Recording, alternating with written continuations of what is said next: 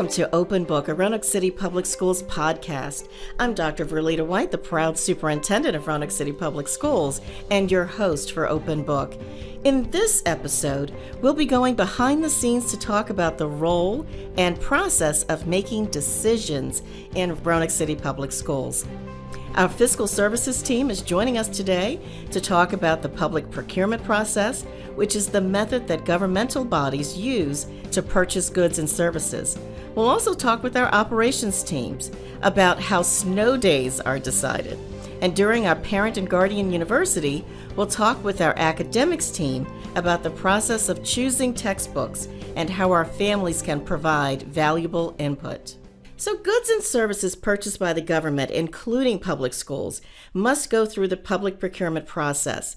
This is a set of guidelines and procedures that ensure that we buy high-quality goods and services at a reasonable cost and make decisions in a fair and impartial manner, so we are good stewards of taxpayer dollars. If you've ever heard of phrases like competitive sealed bidding or RFPs, these are different terms for types of procurement methods. In Roanoke City Public Schools, we have an entire purchasing department dedicated to working with our schools and departments to purchase needed items and services, from smaller items like shirts to large construction projects. So joining me today are our Chief Financial Officer, Kathleen Jackson, and the Director of Purchasing, Eric Thornton. So Mrs. Jackson and Mr. Thornton, welcome to Open Book, and thank you for joining us today. Thank you very much for having us. It's a pleasure to be here. So there's so much that goes into the purchasing process, and I think it's important for us to be transparent about what those processes are like and what safeguards that we have in place to make sure that we're spending taxpayer dollars responsibly.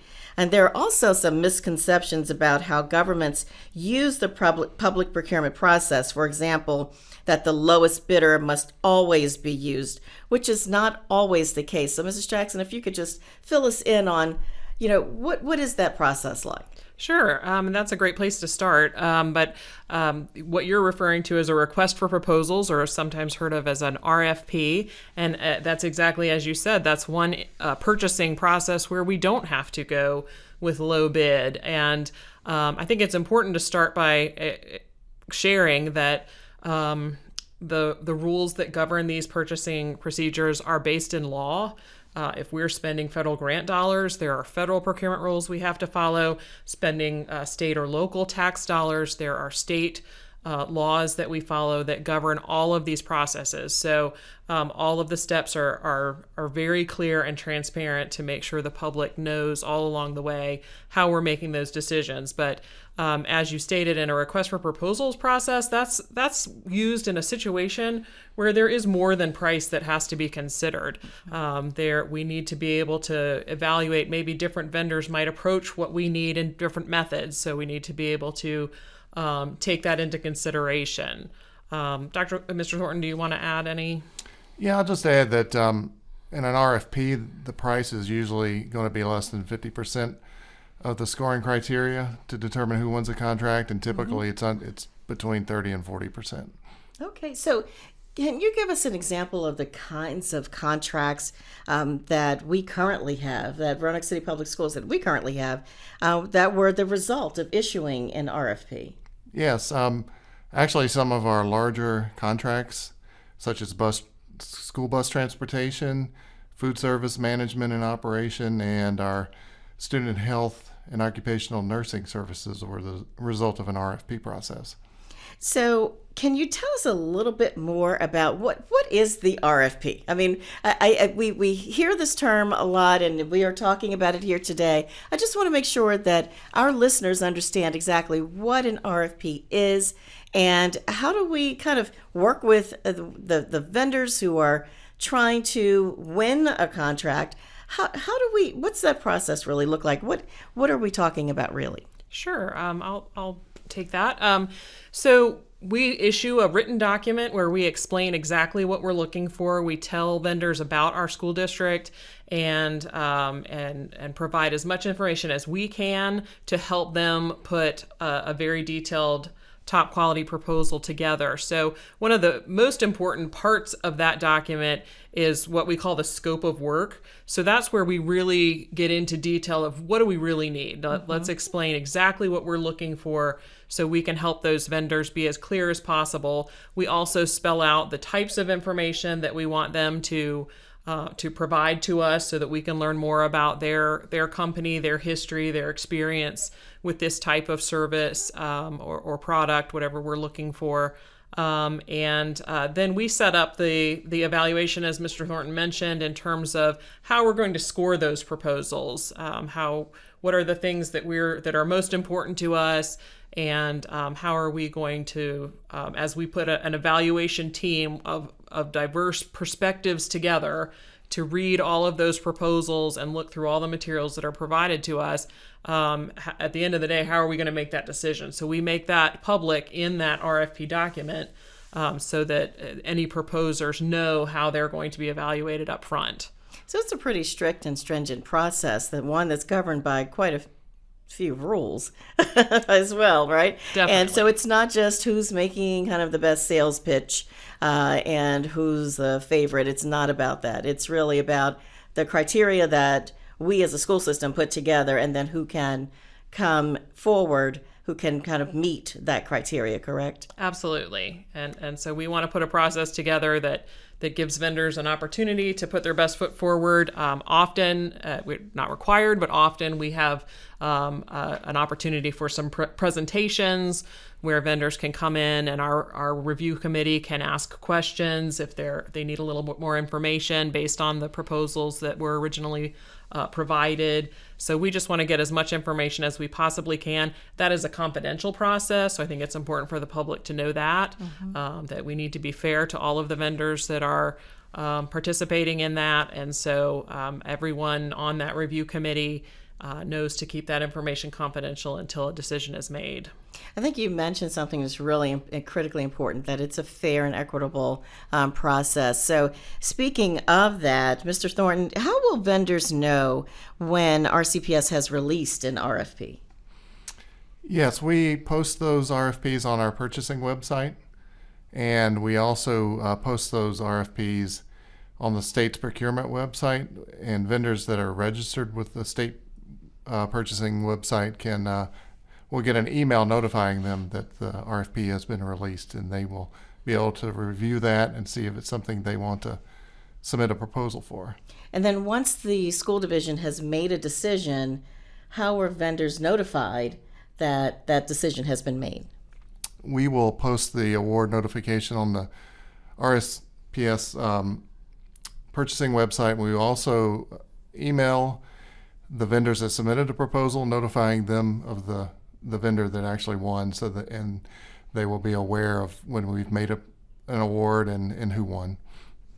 So let me ask this question, because I know that this often comes up and is a question that many of our listeners may have as well. So you mentioned that there are some other purchasing methods like bids or getting quotes. So under what circumstances would an RFP make sense as our procurement method as opposed to requesting bids or quotes? Yeah, as Kathleen mentioned before, an RFP is very useful when we're trying to ask for mostly services where we can spell out what we're looking for, and then the vendors can provide a solution to the problem we're trying to solve and what service we're trying to get met. There's also an official sealed bid process, such as construction, where we work with architects and we tell them exactly what we want, and they bid strictly on price. Are there any other processes that we can follow to make purchasing decisions? For smaller dollar amounts between $10,000 and $200,000, we have a request for quote process where we can request quotes from different vendors. We have to request at least 4, and it'll give them an opportunity. It's usually price-based also. Whoever has the lowest price, as long as it's in the best interest of RCPS, then we usually go with a low price, but not always. Sometimes if the low price does not exactly meet our needs, we may go with something other than the low price. And there's a couple of others I'll just jump in that might be in unique situations. For example, if there's an item needed and it has specific qualities or abilities, and we legitimately cannot find any other comparable product or service, then that would be considered a sole source. And we would carefully document that we made an effort and we're not able to find that this truly is the only vendor that has this item that we need for this particular purpose. And then there's also a time when we might not be competing a particular purchase if it's an emergency. If safety is at a factor, or the health of our students or something along those lines, then the Public Procurement Act allows for that purchase to go forward as quickly as possible to make sure that need is met and that safety can be maintained. So those are a few exceptions. Wow, what a wealth of information. I just want to thank both of you so much for the work that you do, and thanks for spending time with us today as well. And congratulations again on your Meritorious Budget Award. We run a pretty tight ship here, and so I would just want to thank you and thank the entire Fiscal Services team for all that you do, again, to make sure that we stay on top of it so that we are good stewards of taxpayer dollars and so that there's transparency in our processes. And I just want to thank you again for being here and for joining me today. So we're going to take a quick break, and when we come back, our Chief Operations Officer, Chris Perkins, will be joining me to talk about what's on everybody's mind as we approach winter: snow days. So we'll talk about how we go about making those snow day decisions to either close or to open school late or even to do some early dismissals. So just stay tuned for that. I'm Verlita White, and you're listening to Open Book.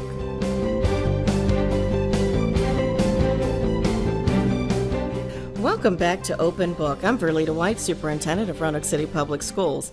Well, with winter just a few weeks away, many of our students are starting to wish for snow day or 2 or 3. And I know that this is something that everybody has an opinion on. Some people love snow and some people hate the snow. But inevitably, when we're anticipating winter weather, everyone has an opinion about whether to close schools or to keep them open. So we thought that we would peel back the curtain today to talk about how those snow day decisions are made, because what seems like a pretty simple process is one that is quite complicated. So I am joined today by Chief Operations Officer Chris Perkins. Mr. Perkins, welcome. Well, thank you for having me. Absolutely. And I know that you are out and about very early on, as well as with your team. So because deciding whether to close schools during winter weather it's a collaborative process. We try to make those decisions as early as possible. I mean, when we can make those decisions the night before, that's ideal, and that's what we want to do. But sometimes that's not possible, right? It's not possible when we just don't know quite how it's going to hit in the morning. So we do try to get those decisions made, though, by 5:30 a.m. And I just want to thank you and your team, because you guys do a really good job of giving me that call so that we can try to make those calls as early as possible. And we know that our families need time to plan. So we do try to make those calls as early as we can. But when we do have to wait until the morning, you and your team, like I said before, you're up at before the crack of dawn, out on the roads to see what the conditions are like. So can you just walk us through what that process is like from the time that the winter weather is first on our radar to when families are notified if schools are closed or delayed? Walk us through that process. Sure, I'm happy to. So we have road crews, and our road crews consist of one individual per quadrant of our city. They go out and they check the roads for us. And we know in certain parts of our city where if snow is going to accumulate or ice is going to build up, we know through our experience where those locations are. But what's key is we have devices, we have thermometers, and we check road temperatures. Mm-hmm. Because the outside temperature, precipitation may be falling as snow or ice, but the road temperatures or the bulb temperature may be above freezing, and that will help us make a quick decision. Now, there is a little bit of fluctuation, and that is sometimes those road temperatures are right at freezing. Yeah. And that's when it becomes difficult in the decision making on, what do we do? And so we really depend on our forecast. We work with the National Weather Service out of Blacksburg. Mm-hmm. We work with the city transportation team. And if we can forecast it's coming, we have those discussions ahead of time. But as you know, with winter, sometimes we can't forecast that. So it is a decision based on the totality of circumstances.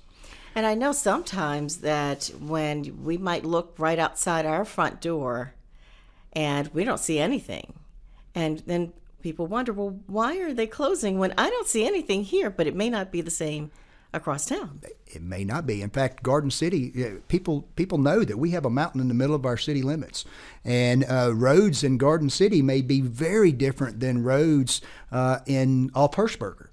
And it really depends on the weather pattern, too. The Blue Ridge Mountains cut the weather sometimes and separate it. So they'll hit the mountain, weather may fall on the south side of our city, and it may be drizzle on the north side. So it is difficult to make that call.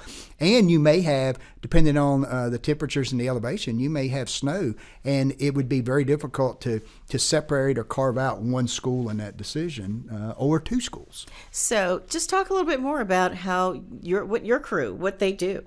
To go out to test the roads. So they're up at 3:30. They are out in their quadrants. We have a group text, and we have radios that we use. They're checking their primary locations, and they have a list, and they know where those are. We work with City Transportation, Dwayne Deardine's group. They do a great job. Our snow fighters are second to none in this valley. Mm-hmm. And they tell us also where they have issues. So they go out, they check those issues first. They do some road temperatures, and then they will move and drive some of our bus routes. There's a lot of responsibility that goes with transporting children to and from school. So we've got to check as many of those bus routes as possible. The key there is they've got to call and make a decision on what they are seeing and share that with me. So then I make a call to you, Dr. White, and to our Chief Communications and Marketing Officer, Kelly Sandridge, and because we have to get the information out to their parents and guardians. And so we try to make that call between 5:15, but for sure before 5:30. We try to do it before 5:15. And it becomes problematic. Before the sun comes up, it is sometimes the totality of circumstances could be, how fast is the front going to move through if it's a weather front? When will the precipitation, ice or snow stop? Can we get crews in time if we decide to go early to clear the sidewalks, the roofs, the parking lots? Because it's not just the kids we're worried about, it's the staff. How do they get in exactly and drive in? And some of our staff come from outside of our city. So, we've got to be concerned about that as well. I love how you said that it's not just about the roads. And certainly we want our buses to be able to get through and to travel safely along the roads. But we want our staff members to get to school safely. And it's also about clearing the parking lots and making sure that the entrances to our schools are safe to walk on, and the sidewalks are safe as well. So there's so much that goes into that, and you and your team do such an amazing job that I know that those decisions are not always easy, and especially when you have to make that recommendation to me. Some of the snow day calls are some of the hardest decisions that superintendents have to make, but it is done with everyone kind of in mind. I also, as a mom, I also had a different perspective once my children became teenagers and became of driving age, that now you have novice drivers out on the road, and we do take into consideration as well, that we want to make sure that our novice drivers out on the road can be safe as well. So all of those factors are critically important. But some might ask, why do we even need to close for snow days anymore? That we're now 1-to-1 when it comes to every student having a laptop. We've been through a pandemic where we've had remote learning. So to answer that question, because I know that my brother even asked me that question. Well, I guess there's you'll have no more snow days because everybody has a laptop now. Talk a little bit about why we still need snow days. Yeah, we do.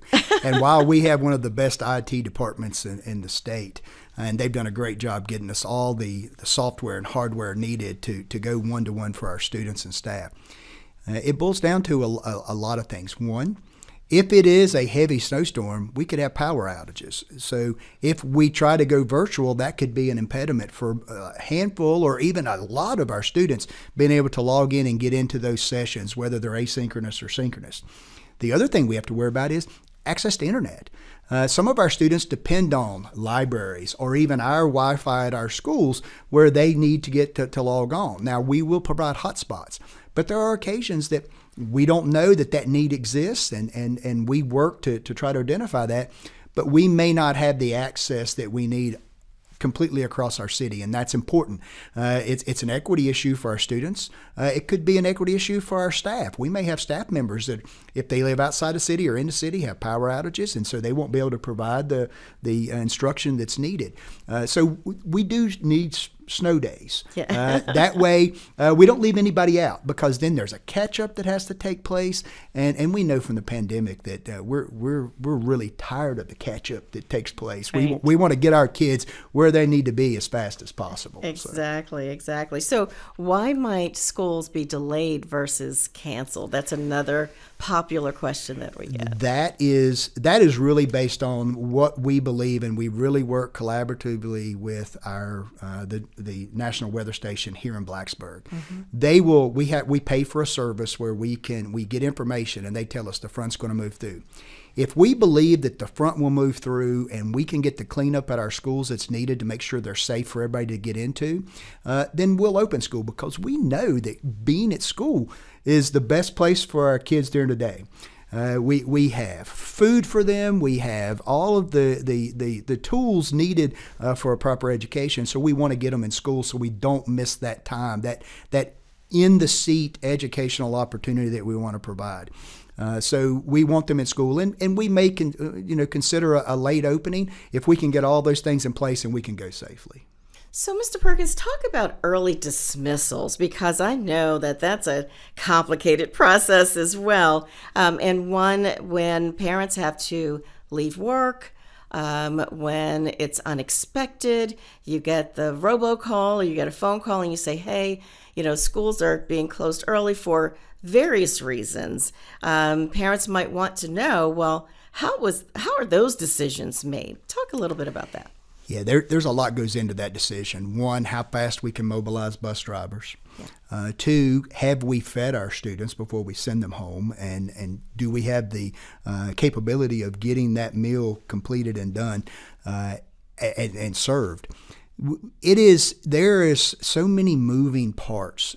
It's teachers making sure that they communicate with students and how the dismissal is going to go. It's our communications team making sure the parents and guardians know that we're sending them home. Right. It's our facilities team making sure that, depending on the reason, that it's safe for the school, to dismiss. Can we keep, has the snow come upon us? Is it ice? What are we doing? Can we make sure we can dismiss safely? So we have to, make sure our sidewalks are clear and all that. That is probably, compared to closing or late arrival, mm-hmm. early dismissal is probably the most difficult decision to make, because you can go too late and create a safety concern. You can go too early and everybody is going to say, well, why did we close? Because it didn't rain, it didn't ice, it didn't snow. So there is a lot that goes into that, and those moving and the parts. after-school activities. Oh my goodness, we got to cancel those. So that's a great catch. Right. So we have to work with. At this point, our communications team is probably the most important part of this, mm-hmm. Because they've got to get all the messages out. But then we have to worry about. Some parents just simply can't get their children. So right. What do we do with those children or students, or our students, when we can't deliver them to their house? And some parents then, because they try to get to school, and so we got traffic concerns. So yeah, that's a tough call. But again, like we do, it's very collaborative. We have we try to get all the facts we can as fast as possible, and we try to make an educated decision in the best interests of our students. And those, again, we won't please everybody, but we make those with as much information as we gather. And it's not just Dr. White and myself, it's everybody from across the school division. We may have to talk to principals, and they may, I've got students out on a field trip. What do we do with those students? So there's a lot of communication that takes place. So sometimes we have to close schools, and it's not necessarily for snow days. Sometimes schools have to dismiss early for other circumstances like power outages. And so can you just talk about what that process is like as well? Yeah, and it's not just power outages, it's water main breaks. Yes, right. The things that we need at school, of course, you need power at school. You got to have lights, you got to have the ability to use all that technology that our IT department's brought to us, but you also need water, and you need the ability to cook and serve and work out of the cafeteria. We need students to be able to get to our restroom facilities, and you need to be able to see to do those things to the best of our abilities. And so there are times that we have to make that call based on everything we know, and we have to work with American Electric Power to determine it, and that is not a specific science. Determining on when they can get a crew to a site. Let's take a transformers out on a pole. It may take a crew 30 minutes to get to that site. They may get there in 5 minutes, but then it depends on what kind of work they have to do to restore that power. So that there's such a variance in how long it will take. And so that's a call, again, that we make a very educated call. We try to check with all of our partners. If it's the water authority, we check with them. How long will it be? Now, we try to plan those. And when these are planned, we can work through that much easier.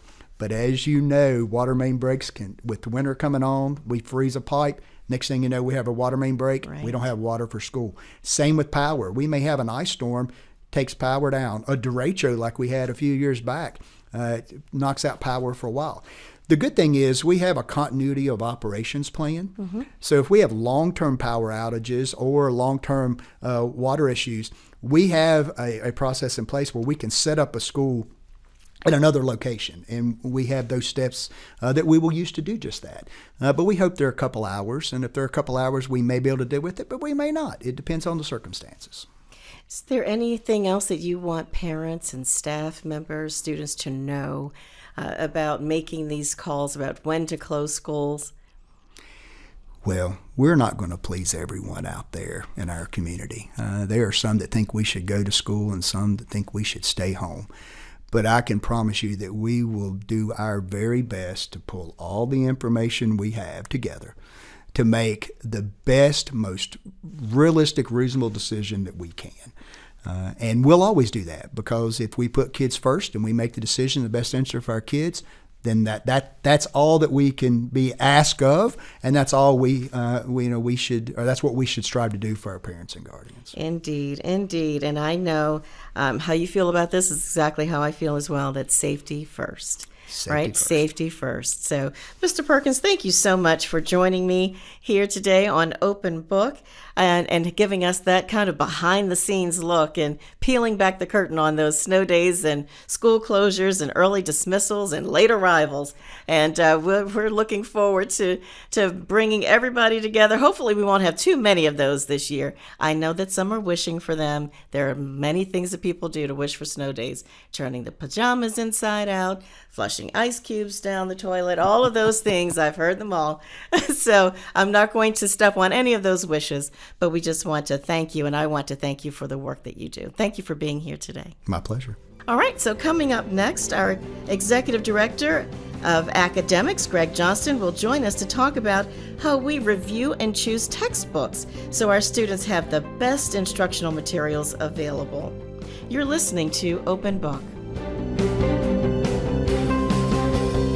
You're listening to Open Book.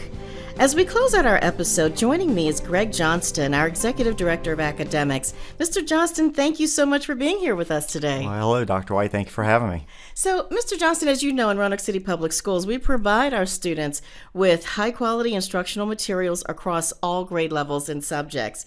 So, textbooks are reviewed regularly as curriculum changes, and sometimes we change textbooks when the standards change as well.